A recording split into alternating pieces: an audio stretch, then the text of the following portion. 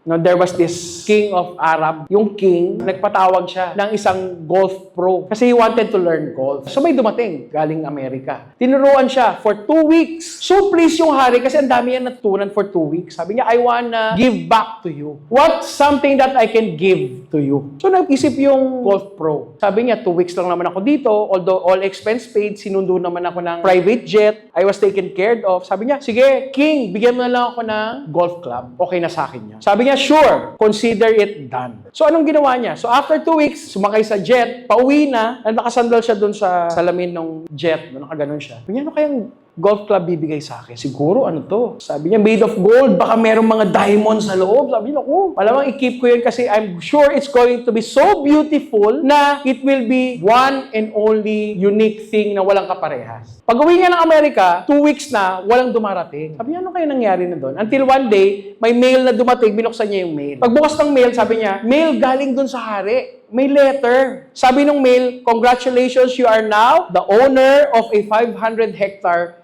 golf club. Binigyan siya ng isang golf course. Golf club din naman ang tawag doon. Now, anong point ng story? Sometimes, our intention is to only receive this, but the universe, God, can give you something bigger. Beyond our dreams, beyond our comprehension.